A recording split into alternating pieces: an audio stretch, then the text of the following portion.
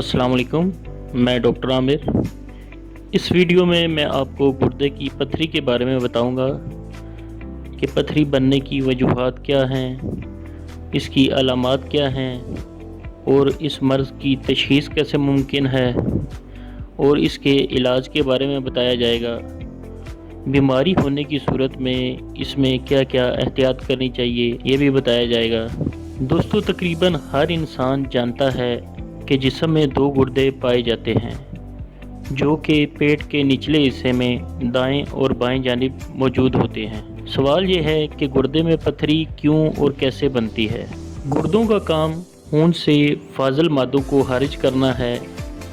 ये खून से यूरिया, यूरिक एसिड जैसे बेकार मादों को खारिज करते हैं। इसके अलावा खून में sodium chloride, potassium, calcium sulphate और फास्फेट जैसे नमकियात की ज़्यादती को कम करके बैलेंस कायम करते हैं। तो अगर पानी कम मिकदार में इस्तेमाल किया जाए या ऐसी खुराक इस्तेमाल की जाए जिसमें ये चीज़ें ज़्यादा मिकदार में मौजूद हों, तो पानी की कमी की सूरत में ये चीज़ें गुर्दों में जमा होना शुरू हो जाती हैं और फिर पहले ज़रात की शक्ल इख्तियार करती हैं और आहिस्ता आहिस्ता साइज़ में बढ़कर पथरी की शक्ल इख्तियार कर लेती हैं। कीमियाई अज्जाई तरकीबी के एतबार से ये पथरियाँ अमूमन इन्हीं अज्जा मसलन कैल्शियम ऑक्सीलेट और फॉस्फेट, यूरिक एसिड, यूरिया और मैग्नीशियम वगैरह पर मुश्तमिल होती हैं। अभी बात करते हैं कि गुर्दे में पथरी की अलामात क्या हैं। पहली बात तो ये कि गुर्दे की पथरी से मुतासिर होने वालों में ज़्यादातर 30 से 50 साल की उम्र के अफराद शामिल होते हैं।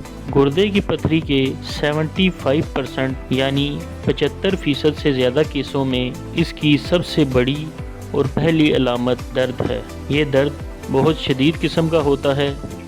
इसके साथ मतली या क्या की अलामत भी ज़ाहिर हो सकती है। इसका दर्द अमूमन कमर के निचले हिस्से से शुरू होकर आगे की तरफ जाता है।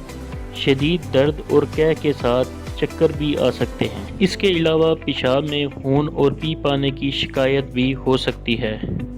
ऐसी अलामात की सूरत में बीमारी की तशख़ीस के लिए एक्सरे, अल्ट्रासाउंड, खून और पेशाब के टेस्ट करके गुर्दे की पथरी का पता लगाया जा सकता है। अभी बात करते हैं इसका इलाज कैसे मुमकिन है। अगर तो पथरी बहुत छोटी यानी ज़रात की शक्ल में हो तो मेडिसिन से इसका इलाज करने की कोशिश की जाती है, लेकिन पथरी का साइज़ बड़ा होने की सूरत में ज़्यादातर सर्जरी के ज़रिए इसे निकाला जाता है। इसके अलावा शुआओं के ज़रिए भी इसे तोड़कर निकाला जाता है। असल में एक दफ़ा शुआओं या सर्जरी के ज़रिए तरीका इलाज से इंसान की जान इस मर्ज़ से नहीं छूटती, बल्कि दोबारा पथरी बनने का भी ख़तरा रहता है। इसलिए ग़िज़ाओं के इस्तेमाल में काफ़ी एहतियात की ज़रूरत होती है। पानी ज़्यादा मिकदार में पीना चाहिए और कैल्शियम वाली अशिया कम मिकदार में इस्तेमाल करें। चाय, कॉफ़ी, कोल्ड ड्रिंक्स वगैरह भी कम मिकदार में इस्तेमाल करनी चाहिए। लाल गोश्त, मछली वगैरह से परहेज़ करें। साग, पालक, आलू बुखारा, लीची, मूली, फूल गोभी, चावल और दालें कम मिकदार में इस्तेमाल करें। पेशाब की किसी भी तकलीफ़ की सूरत में डॉक्टर से चेकअप ज़रूर करवाएं। उम्मीद है इस वीडियो से आपको काफ़ी रहनुमाई मिली होगी। चैनल को सब्सक्राइब करें, वीडियो को लाइक और शेयर ज़रूर करें ताकि दूसरे अफराद भी इससे फ़ायदा उठा सकें। अगली वीडियो के साथ फिर हाजिर होंगे। दुआओं में याद रखें। अल्लाह हाफिज़।